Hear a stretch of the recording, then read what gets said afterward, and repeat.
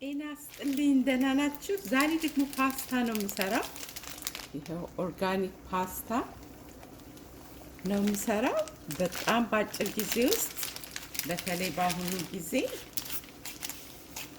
ሁላችን ቤት መብላት ባለብን ጊዜ ሁኔታው አመቺ ባልሆነበት ጊዜ ውጭ ለመብላት እንዴት እንደምሰራው ላሳያችሁ ነው። መጀመሪያ ውሃ አፈላለሁ፣ በቂ ጨው ጨምራለሁ። ፓስታ ውስጥ ጨው እንዲደርስ በቂ ጨው ጨምራለሁ። ከዛ ፓስታዬን 3 ቦታ ቆርጠዋለሁ። 1 2 እንደ ቤተሰባችን ብዛት ፓስታውን እንጨምራለን። 1 2 ይችን እናማስልና ጥርሳችን ላይ ያዝ እስከሚል ድረስ እናበስለዋለን። ዘይት አልጨመርኩም፣ ጨው ብቻ ነው የጨመርኩት። ፓስታችንን እንግዲህ ለማብሰል የሚወስደው 11 ደቂቃ ነው የሚለው። በ11 ደቂቃ ውስጥ ደግሞ ሶሴን አዘጋጃለሁ። እየበሰለልን ነው ኦሬዲ።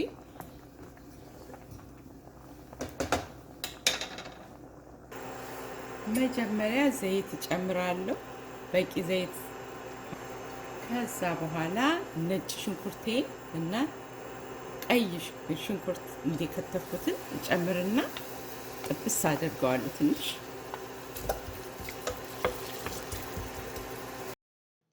ዘይቱንም ብዙ ሳናቁላላ ቁንዶ በርበሬ ትንሽ ጨምራለሁ። ቀጥዬ ደግሞ ፍሬሽ ሮዝሜሪ ጨምራለሁ። የመጥበሻ ቅጠል ነው የጨመርኩት።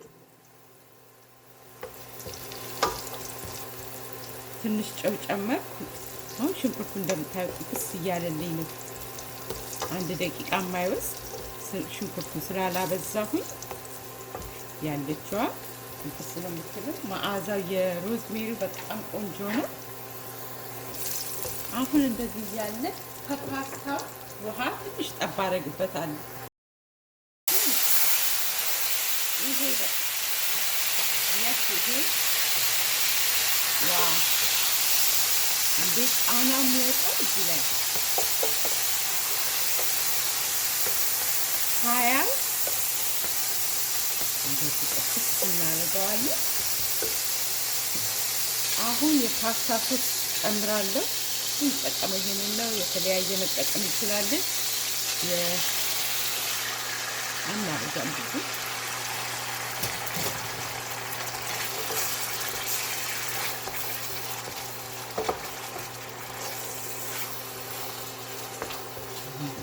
የማረ ሶስ ተከክ አድርገን በዚህ ላይ አተር ፍሬሽ አተር ጨምራለሁ።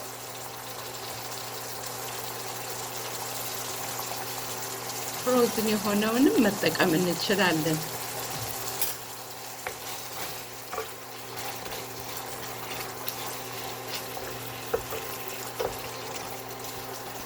ሁለት ደቂቃ ተንተክትኮ አወጣዋለሁ። ፓስታውን አንጣፍኩና አቀርበዋለሁ።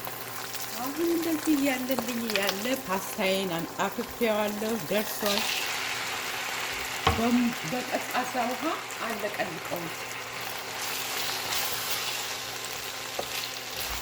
ከዚህ ገልበጥ እናደርግና ፓስታውን ከቀቀልኩበት ውሃ 2 የሾርባ ማንኪያ እጨምርበታለሁ።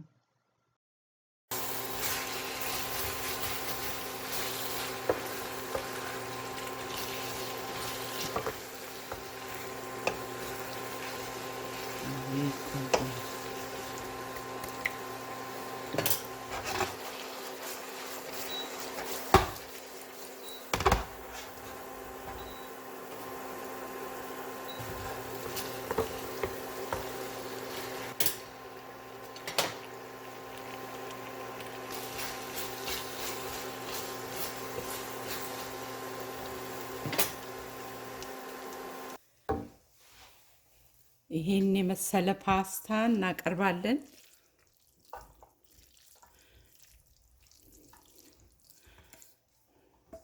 የሚበቃንን ያህል ሶሱ እዚህ ነው ያለው።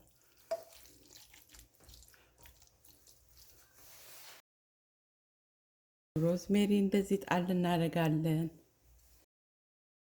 ዴኮሬሽን እዚችን ጣል እናደርግና ፓርስሊ እንዲያርገን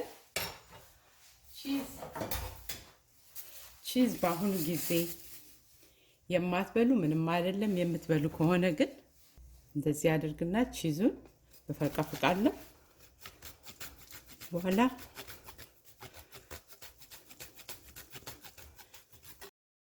ይሄን የመሰለ ምሳ በ11 ደቂቃ ውስጥ ፓስታውን ከማብሰል አንስቶ ሶሱን እስከ መስራት ቤታችን ስንሰራ ምን እንደጨመርንበት እናውቃለን።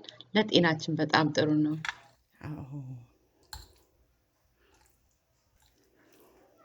እንደዚህ ትኩሱን በተለይ በአሁኑ ጊዜ በዓለም ዙሪያ ከቤት በማንወጣበት ሰዓት ብዙ ጊዜ ኢንከሬጅ የሚደረገው ቤት እንድንቀመጥ ነው። ፓስታችንን ከገዛንና የቆርቆሮ ወይም የጠርሙስ ሶስ ከገዛን እንደዚህ ባጭር ጊዜ እያዘጋጀን ጤናችንንም መጠበቅ እንችላለን። ይሄ ቪዲዮ ይረዳል ብዬ ተስፋ አደርጋለሁ። አሁን ወደ ጥያቄና መልሳችን እንገባለን። ይህን የማደርገው የሀገራችንን ባህላዊና ዘመናዊ አነጋገሮች እንዳይረሱ በማለት ነው። ጥያቄና ምርጫ አቀርብላችኋለሁ። እናንተ ደግሞ ጥያቄውን በደንብ አዳምጣችሁ መልሱን ትጽፉልኛላችሁ ከታች። ባለፈው ቪዲዮ ጠይቄ የቆጡን አወርድ ብላ የብብቷን ጣለች ነው መልሱ። አንደኛ መጀመሪያ የመለሰችው ኦርቶዶክስ ብላ ነው ስሟን የጻፈችው። ኦርቶዶክስ መልሳለች። ጎበዝ፣ ሁላችሁም ጎበዞች የመለሳችሁ በሙሉ። የዛሬው ጥያቄ ደግሞ ይሄ ነው። የእነ ቶሎ ቤት ግድግዳው ባዶ ቦታውን ነው የምትመልሱት። ምርጫ ሰጥቼ ነበረ። አንዳንዶቻችሁ ምርጫውን አትስጭን ራሳችንን እንሞክር ስላላችሁ ምርጫ አልሰጣችሁም። መጀመሪያ የመለሰ ሰው በሚቀጥለው ቪዲዮ ስሙን እገልጻለሁኝ። ጤናና ሰላም ቅዱስ እግዚአብሔር ይስጣችሁ እያልኩ ሁላችንም እንጠንቀቅ፣ እንጸልይ። ጭንቀት ራሱ በሽታ ነውና ለምን ነገር አንጨነቅ።